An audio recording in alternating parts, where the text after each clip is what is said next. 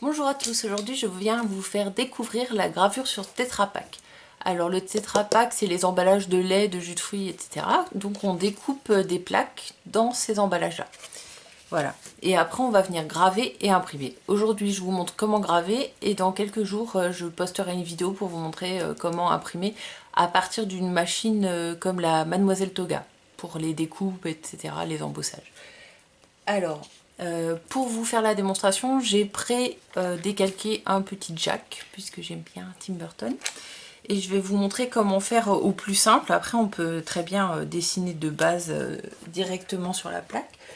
Donc, je vais reproduire mon petit jack à l'aide d'un stylo, sans mine, ou enfin d'un porte-mine avec la mine rentrée. Alors, comment... Voilà. Donc, je vais bien appuyer mon dessin contre la plaque, enfin mon stylo contre la plaque pour reporter le dessin.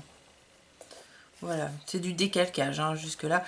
Bien sûr, j'ai mis le dessin contre la plaque, donc il est à l'envers. C'est important surtout si vous allez imprimer des choses qui sont des écritures. Puisque si c'est l'écriture, si vous la décalquez dans le bon sens, quand vous l'imprimerez, elle sera à l'envers. Voilà.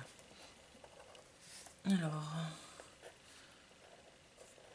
j'ai pris Jack parce qu'il est contrasté, en fait, il y a du noir, du blanc, et donc c'est plus facile pour une première démonstration.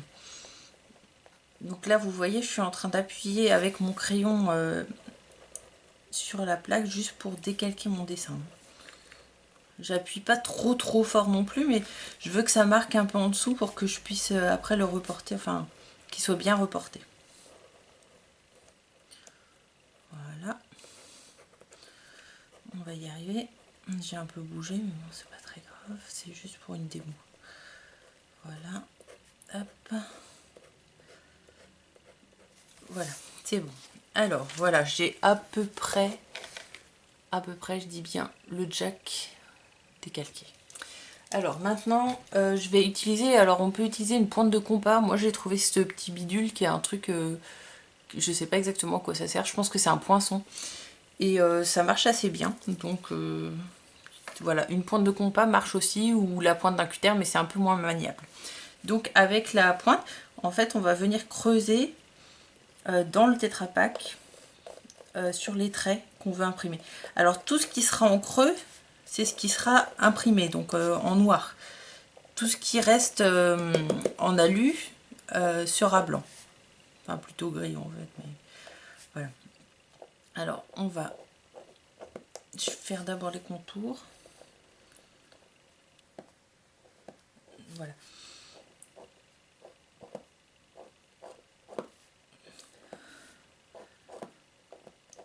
Alors je vais faire d'abord son petit costume parce que je vais vous montrer comment on fait pour bien...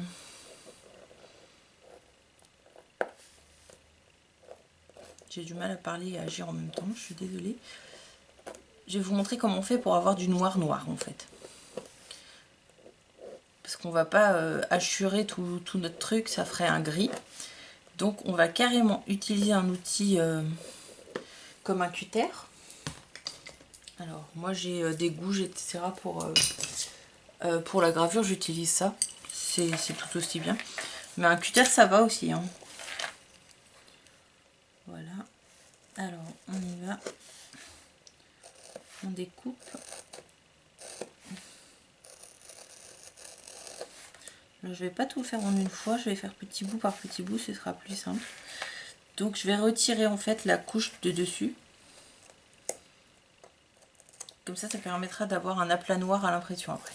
Hop, voilà. Je sais pas si vous voyez bien. Est-ce qu'il faut que je zoome un petit peu peut-être? Alors, voilà. Donc en fait j'ai bien fait les contours au cutter, d'abord au poinçon puis au cutter, pour être sûr que ça soit bien délimité. Et je vais venir retirer ma couche d'aluminium.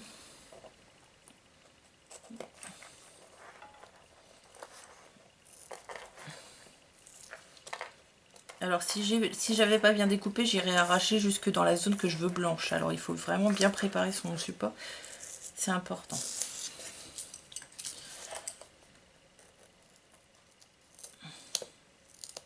Donc là, tout ce que j'enlève, là où partout où j'ai enlevé de l'alu, où c'est blanc, ce sera la zone qui sera noire à l'impression.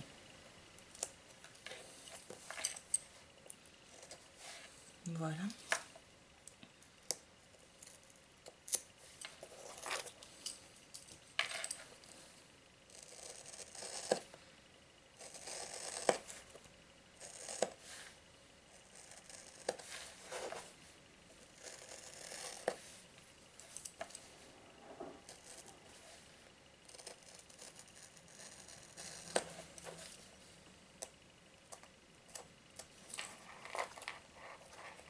Pareil de l'autre côté. Ah bah vous voyez là j'ai mal découpé. Donc j'ai arraché un petit bout. Bah, je pourrais le recoller après vu que je ne l'ai pas arraché complètement. Ce qui est une bonne nouvelle. Mais il faut quand même essayer d'être un petit peu plus soigneux pour éviter d'avoir ce genre de désagrément. Alors voilà. Là le bras. Je vais bien le découper.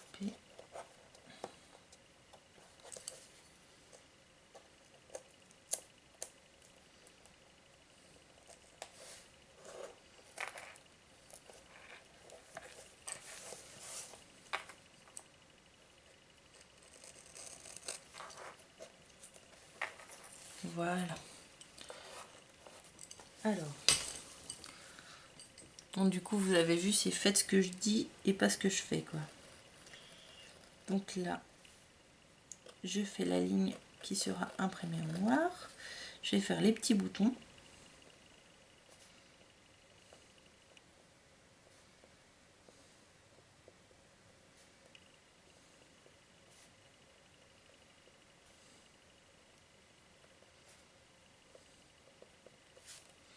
Voilà.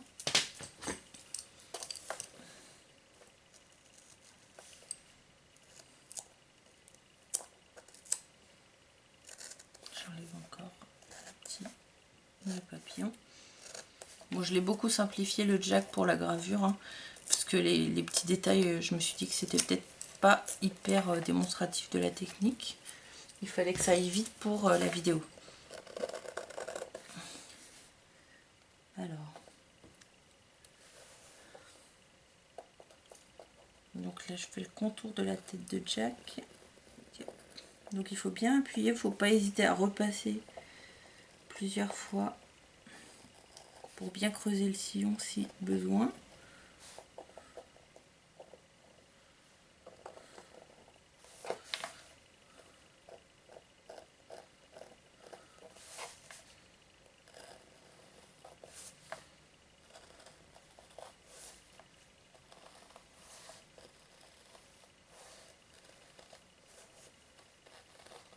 Voilà. Alors pareil pour les yeux, on va reprendre le cutter puisqu'ils sont tout noirs.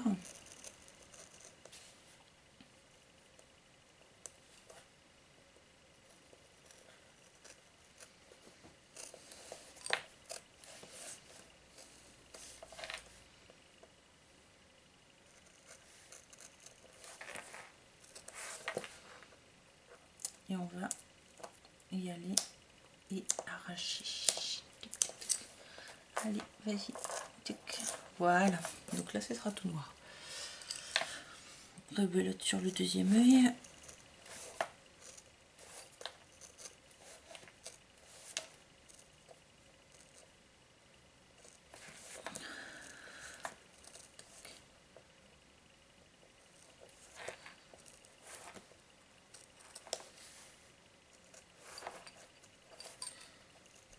Voilà.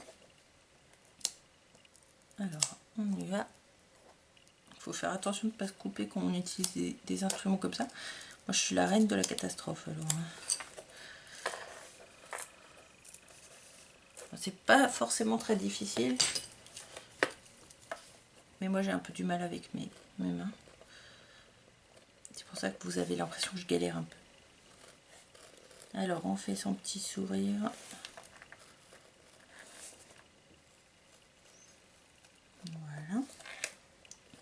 X. X. Et les petits traits.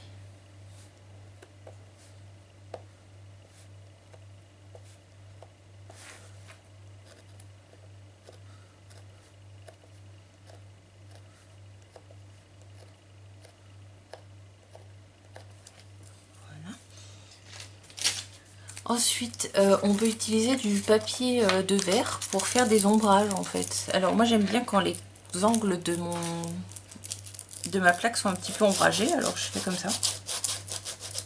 Je fais des petites griffures. Alors est-ce que je peux zoomer encore pour que vous voyez bien?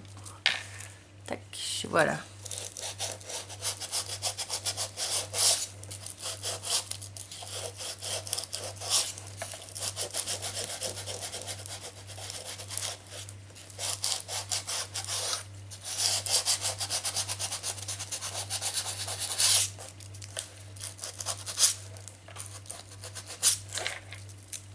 Alors, un petit peu, voilà.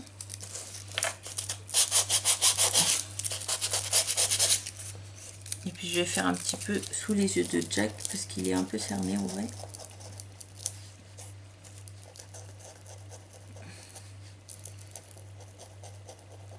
Voilà. Voilà. Alors, la plaque est prête. Je vais devoir juste recoller un petit peu ça et je vais pouvoir l'ancrer. Je vous retrouve dans la prochaine vidéo pour l'ancrage. Bye!